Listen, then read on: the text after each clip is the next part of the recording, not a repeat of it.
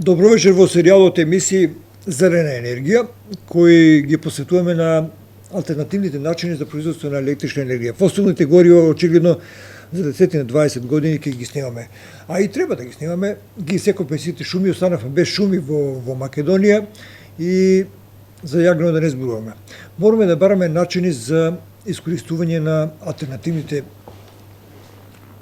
би рекол, природни извори за електрична енергија, струјата, водата, ветерот. А може би нешто друго. Во кабинетот на градоначалникот Митко Јанчев се наоѓаме во некој интервју што ги имавме со него, тој ни спомна дека одредени работи кои се поврзани со проблематиката за обезбедување на струја се веќе во тек и се реализираат, меѓутоа сега сакаме поелоквентно да чуеме дали општина Кавадарци во овие неколку години во иднина планира да ги искористи алтернативните природни средства за производство на електрична енергија. Најпред би сакал да го поздравам градоначалникот, да му посакам добре дојде во оваа серија на емисии и да побараме мислење и коментар за него. Како тој лично гледа на овој проблем во денешницата? Добро вечер. Прво да ги поздравиме нашите гледачи и вас како новинар и вашата заложба за работа во општина Кавадарци и територијата регионална, која што сепак е од придонес на јавниот интерес. Така. Благодарам, Маријан. Значи, во делот на обновливи извори, во делот на енергетиката и нашата држава, меѓутоа и целокупниот и Европа и светот се соочуваат со една, може би да кажеме, нереална ситуација моментална, каде што енергенците добија таква цена која што веќе е неподнослива да издржуваат и компаниите, меѓутоа и нашите граѓани кои што функционираат на дневна основа. Енергијата е дел од животот, значи без енергија ние едноставно и не функционираме. Ја би се навратил малку наназад и би кажал неколку зборови во делот на нашето и претходно функционирање како држава и како општина, меѓутоа и во идните заложби на работењето. Сами знаете дека до пред една година владата, предвоена Социјалдемократскиот сојуз, приоритет наводен беше чист воздух, чиста средина и убедувањето на луѓето беа комплетно да ги заменат нивните грејни тела, да се заменат многу други ситуации со по економични, по еколошки грејни тела, инвертор, клими, пелети и ред други работи и гасификациите која што збориме подолго време за носење. Меѓутоа, од денешна гледна точка, сето тоа е паднато во вода, пошто енергијата Македонија и ја нема. Значи имаме недостаток на енергија. Зборуваме цело време за фотоволтаици, за поставување на фотоволтаици, зборуваме за акумулацијски системи во делот на производство на енергетика. Меѓутоа, моите информации од регулаторна комисија до денешен ден, до денеска, Македонија има изградено само 40 мегавати панели, 40 мегавати, една минимална количина и мислам многу мало производство на енергија од сонце. Исто така во делот на енергенците кои што ги имаме како гасот отиде со 5-6 пати повисока цена во моментот, а и со тенденцијата светска која што имаме и со Украина и со Русија, гледаме дека тоа веќе така на некој начин во долга иднина е проблематика и во цената, меѓутоа и во доставувањето на самиот газ. Ние сме небитни во играта со гасификацијата и така да мислам дека не можеме да градиме стратегија и план во делот на цената и во делот на искористувањето. Мислам дека стратешки клучни работи се промашени во нашата држава многу поодамна. Сонцето нас не ни се роди денеска, сонцето го имаме многу поодамна, меѓутоа Го имаме и нашето знаме.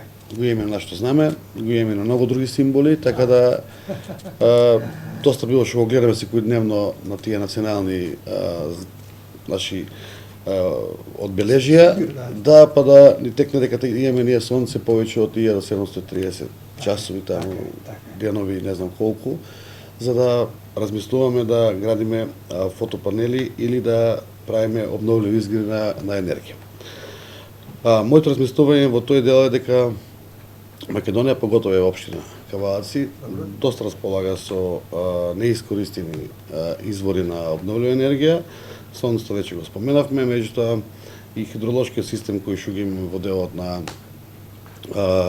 Лукар, река Бошавица, исто акумулацијата Хетстиквеш, Дабнишкиот дел кој што го имаме во делот на Каменица река и други, кои што буквално проекти постојат. Од мои вака сознанија разговарање со луѓе по соодветни во тој дел, уште од времето на Југославија. Изградени проекти, направени проекти, издржани проекти кои што воопшто не се дискутирани и не е отпочнато да се размислува на таа тема. Еден од тој проект е Блато, кој што споменав и претходно, е на Витачево од систем за водоснабдување, кој што е предвиден да се изгради со 9 милиона кубни акумулација на вода. Сега тој систем Блато, доколку се направи и се направи, решава многу повеќе проблеми. Тоа е прво водоснабдувањето на трите општини, Кавааци, Росемен, Неготино и Демиркапија, може да се вклучим. Второ го решава енергетскиот систем за производство на електрична енергија, каде што веќе се изградија 5 мини хидроцентрали, за жал се направија со приватно јавно партнерство. И тоа се ваше залагање, морам да кажам. Да, кој што не бевте упорен на таа тема, можеше да се згасне, да немаме 5 централа. Да. И оние централи кои се изградија преку мисля че не Хидробошова словенска инвестиција. Меѓутоа акумулацијата не е направена за да имаме континуиран доток на вода и го решиме и водоснабдувањето трајно, акумулирано и наводнувањето го прошириме во делот на Белград, во делот на Витачево, Барево и целокупно развиеме и земјоделски систем и обновливи енергија на извори на енергија, меѓутоа и стабилно водоснабдување на тоа е заборавен проект. Па буквално заборавен проект, ја неколку пат сум го спомнал, сум го кажал и на влада и на други институции, меѓутоа интересот за потенцијално градење на таков проект не постои. Тоа е проект кој што би можел наредните 100-200 години да значи многу за општините и да носи и приход и придонес, меѓутоа да го развие и земјоделието и обновливите извори да бидат континуирани. Во делот на ветерот кој што го зборуваме, имаме некои неофицијални податоци кои што ги прибираме од електронски системи, меѓутоа немаме званични мерења и званични поставени мерни станици. Информациите кажуваат дека во делот на баш таа локација тука од Витачево, некај Барово и некај Бошевиите има континуиран провој на ветер и мислам дека треба да се прават анализи соодветни од соодветни институти кои што траат сигурно подолго време, од година, 2-3, за поставување на ветерњачи. Ветерњачите е една од најисплатливите инвестиции во делот на производство на обновливи извори. Можеби како инвестиција почетно е висока и највисока, меѓутоа е најисплатлива и најдолгорочна. Тоа се покажа и во делот на Удово, Ландово, кои што беа поставени ветерњачите дека е исплатлива енергија и е трајна енергија, која што може да имаш и навечер и преку ден, така да не зависиш од сонцето во тој дел. И во делот на она што значи сонце, општина Кавааци работи на проекти, колку што не е нас моќта и силата да поставиме фотоволтаици. Меѓу првите општини сме кои што поставиме фотоволтаици. Веќе имаме инсталирано на 10 јавни институции 200 киловати инсталирана моќност на производство на електрична енергија од сонце. За недела до 2 ќе бидат ставени во функција комплетно сите 10 да функционираат и тука очекуваме заштеди до 50% на тие 10 јавни институции. Купна моќ инсталирана ќе има? Купна моќ е 200 киловати на час производство. Тоа е сосема доволно на 10 јавни институции по 20 киловати за преку ден да нивните потреби ги произведат од обновливи извори на енергија. Меѓутоа, тоа е само еден мал дел кој што може да се направи. Тоа треба да биде еден мотив и потенцијал за доградба на повеќе такви фотоволтаици.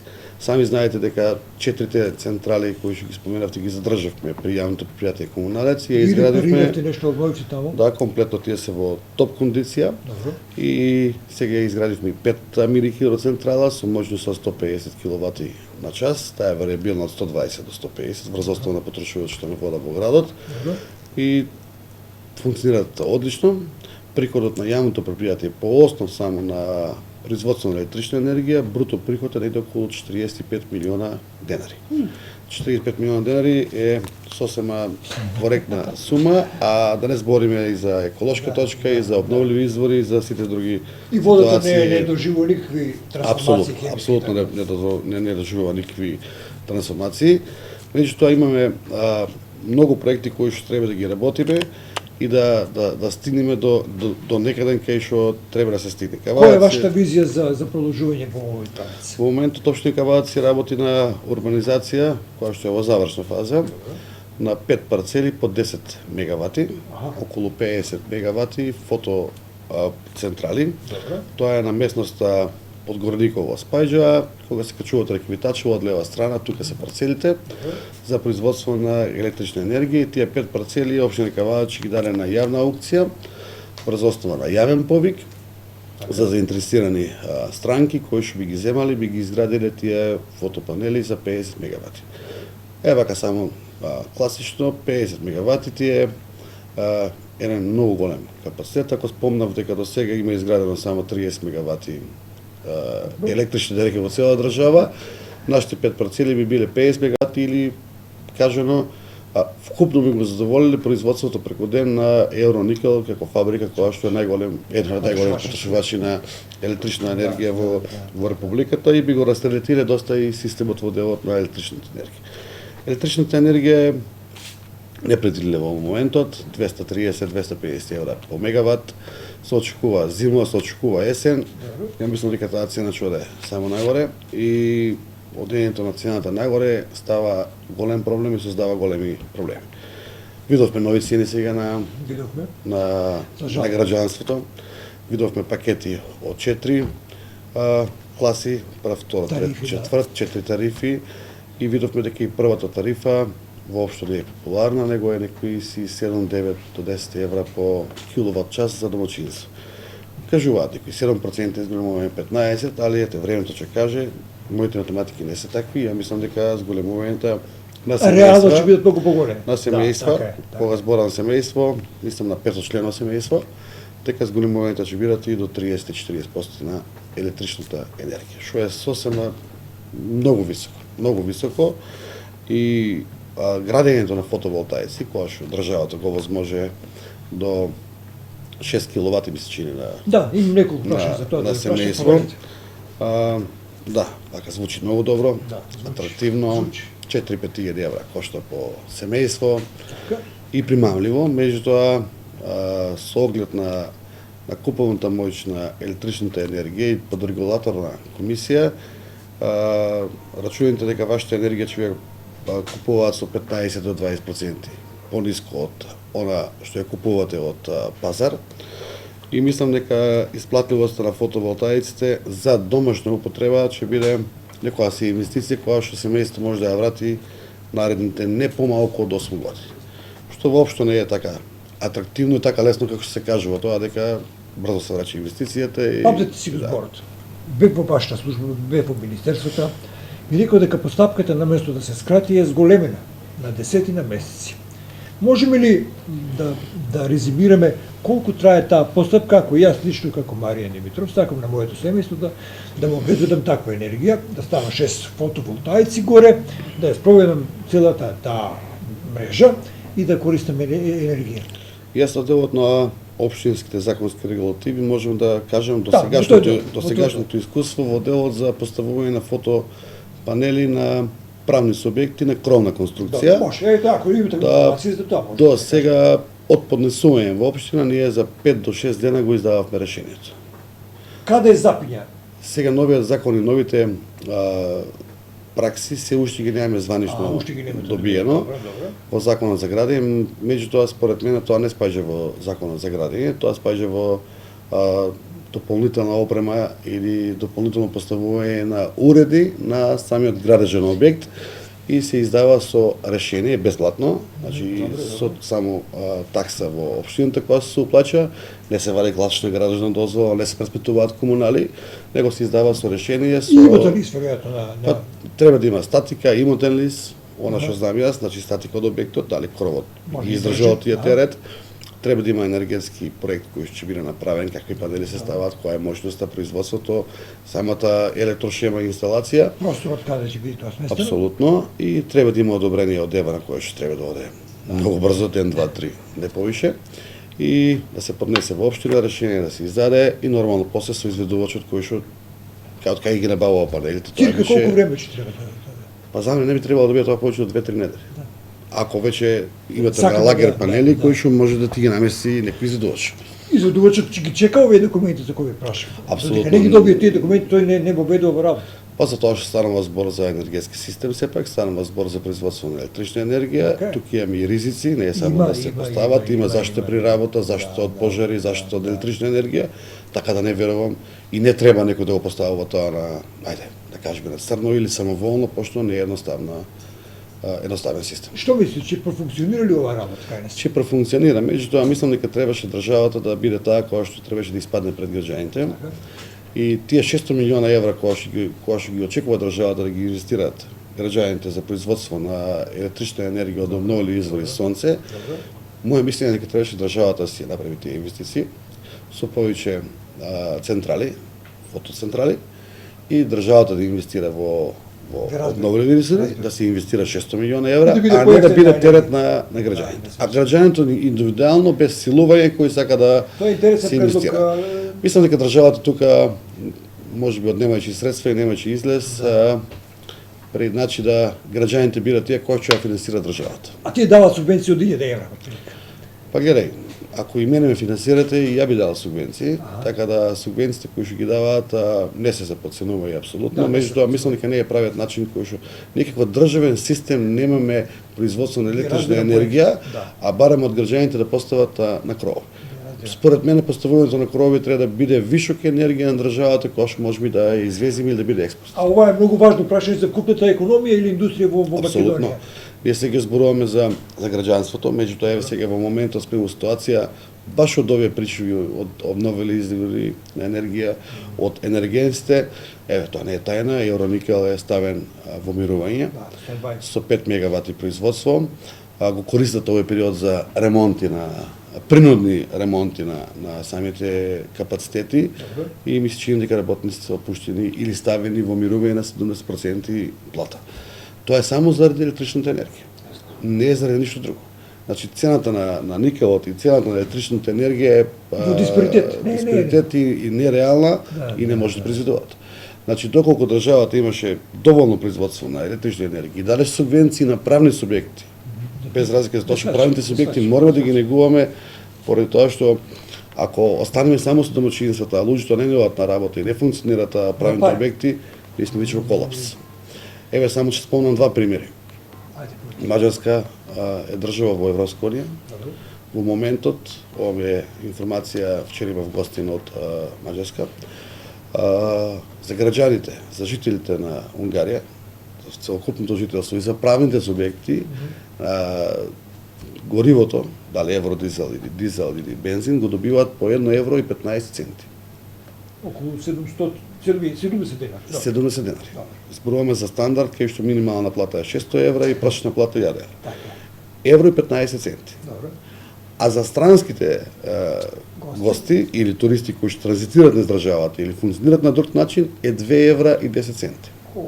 Значи државата дава комплетен импакт, субвенции во државата, односно намалува акциза, намалува ДДВ за интерес на граѓанство и функционирање. Сега кај нас е горивото евро и 70-80. Значи ние плачиме 50-60 центи повеќе, поскапо гориво од маđарите кои се во Европска унија.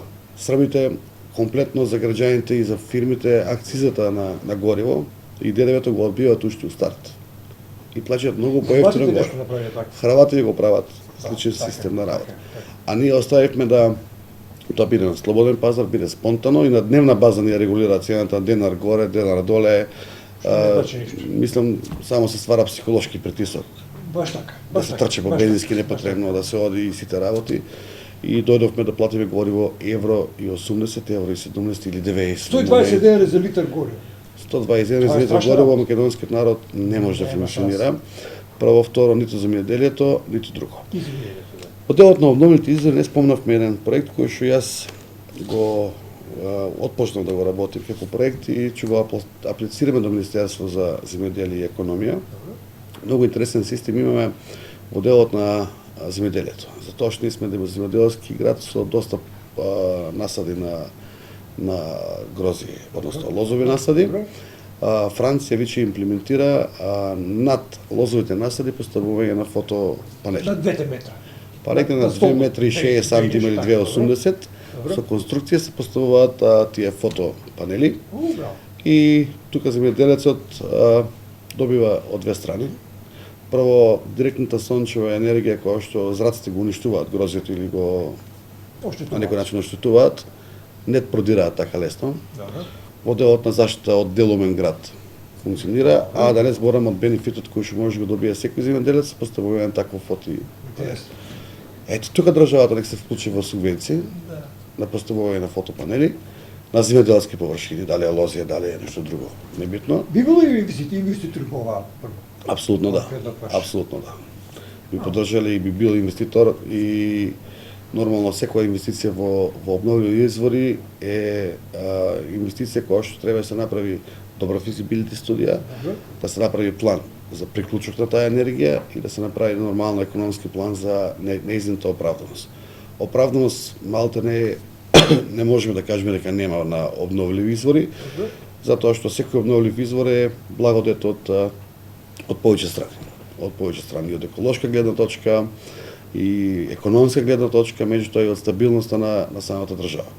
Кога во момент нас ни паѓаат постоечките ресурси за производство, тоа беше еден стабилен капацитет рек Битола, кога во момент сме приморани да работи ТЕЦ Неготино на мазот кој што е огребен загадувач и скапа производство на електрична енергија, и во момент кога сето тоа кое што го прихранува и рек Битола и ТЕЦ Неготино е енергенско кој што со многу висока цена, ние требаше уште малку порано да размислуваме за поставување на повеќе обновливи извори. Адхок што би направиле вие? Да сте опозиција да за 2 години отприлика го ублажите ова прашање со енергијата во Македонија. Гледате, адхок не може да направите ништо преку ноќ. Така е, посебно во оваа област, да. Посебно во ваква ситуација. Значи, за ова работа за обновливи извори за енергија се прават стратешки планови на државата, се прават планови за 5, 10, 15, 20 години и се следат плановите. Кај нас е проблем тоа што за 20 години имате министр за економија, 6-7 министри сменати. Министр за земјоделие има 9 министри за 20 години сменати. Така да тука ни еден стратешки план не поминал, секој си воде своја политика, а стратегијата и стратешкиот план на државата малте и го нема. За 30 години ние можевме да изградиме и Чебрен галиште, можевме да изградиме и овие блато, можете да и многу бидеме лидери во системи, енергијата сончева. и не само во сончевата енергија, и во ветерначи, и хидроенергија, и во сончеви обновливи извори, меѓутоа можевме да бидеме и многу поземјоделски развиена држава, пошто ја гледате дека и храната е веќе таа која што недостасува е храна. На второ место е Ако се сеќавате од времето Витачево беше житница, житарици комплетни, сега е Пустолија. За жал многу други површини од државата се Пустолија, кои што апсолутно не функционираат. И чудното е тоа што ние не учиме од грешките од минатово, него ги повтараме истите грешки и континуирано, па да не речеме ги зголемуваме како грешки. Дневната политичка доза која што би ја рекол е многу интересна. Секој граѓанин можеби сака да слушне дека од утре ова ќе биде бесплатно, дека од утре ќе биде вака, ќе биде така. Меѓутоа реалноста не е тоа, пак граѓаните го плаќаат истото.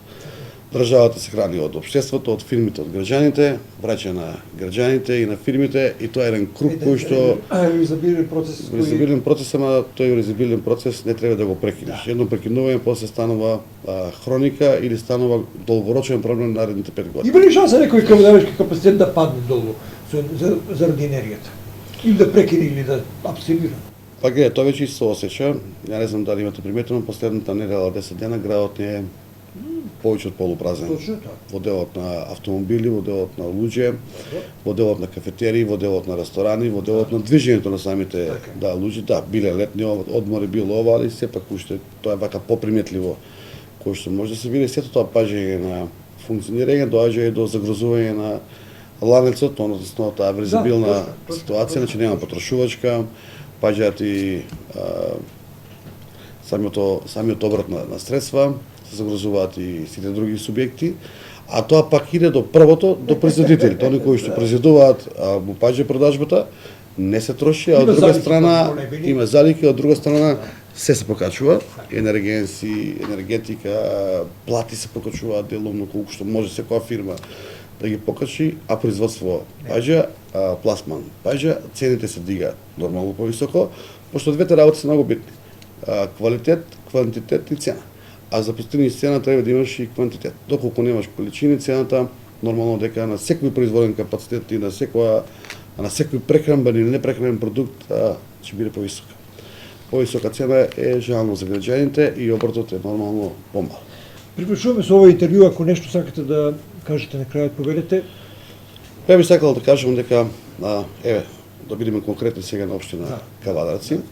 Општина Кавадарци, заедно со службите, меѓутоа и со надворешните соодветни институции, меѓутоа и луѓе кои што ги имаме од локално ниво, како се работници, кои што се независни, а ги имаме, фала Богу, доста во Кавадарци, и даваат добри предлози, гледаме она што не е искористено од обновливите извори и гледаме каде да се насочиме. Ке се вклучите во секој случај. Апсолутно. Било што се вклучени делумно, се вклучат и поактивно, не го популизираме многу тоа, затоа што сакаме да работиме на соодветни проекти, сакаме да работиме на клучни проекти кои што ќе овозможат стварно да бидат издржани.